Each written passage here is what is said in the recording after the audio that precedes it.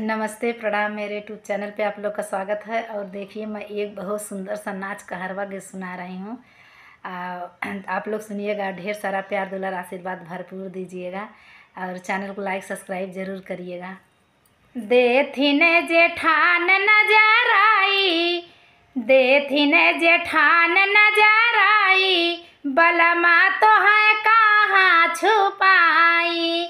देथिन जेठान नजर आई, बलमा तो है कहाँ चोराई।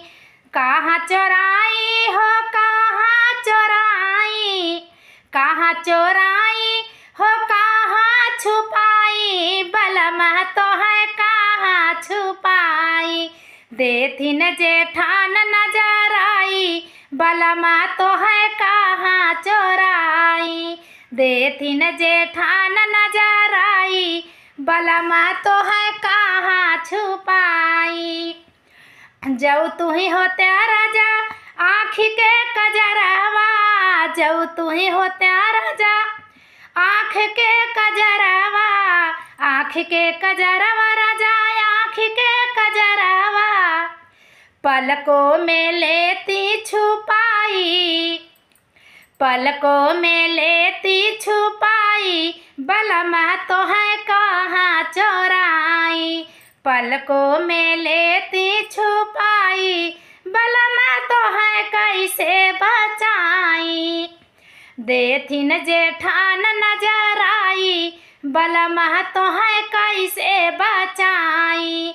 देथिन जेठान नजर आई, बलमा तो है कहाँ चोराई। जऊ तू ही होते राजा गद्दा गलईचा, जऊ तू ही होते राजा गद्दा गलईचा, सिर तरा दे त चोराई, बलमा तो है कैसे बचाई। अंगा से ले त चोराई, बलमा तो है कैसे बचाई।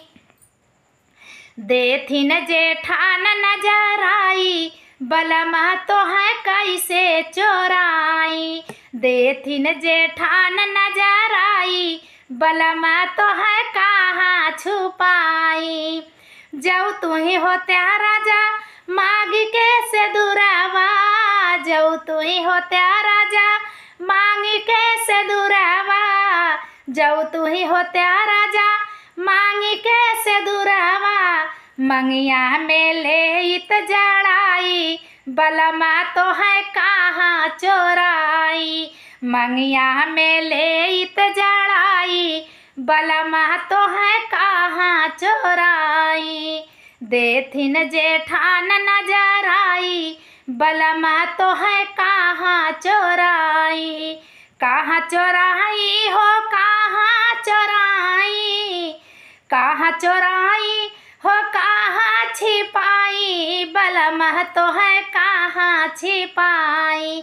देथिन जेठान नजर आई, बलमा तो है कहाँ चोराई।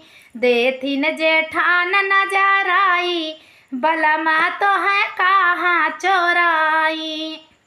जऊ तू ही होते राजा कमर कर धनिया, जऊ तू ही होते राजा कमर कर धनिया, कमर कर धनिया हो, कमर कर धनिया, जऊ तू ही होते राजा कमर कर धनिया।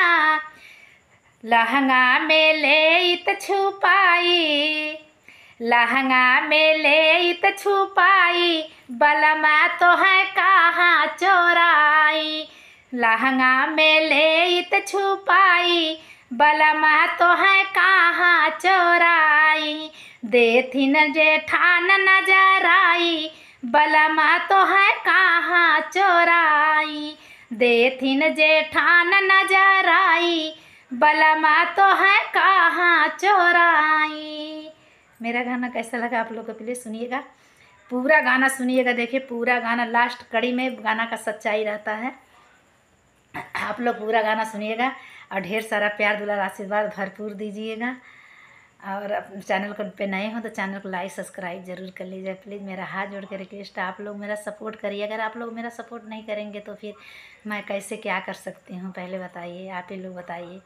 आज जितने चाचा माई भैया भाभी दीदी जितना लोग हमारे वीडियो देखत हुई हैं, सबके तहे दिल से धन्यवाद।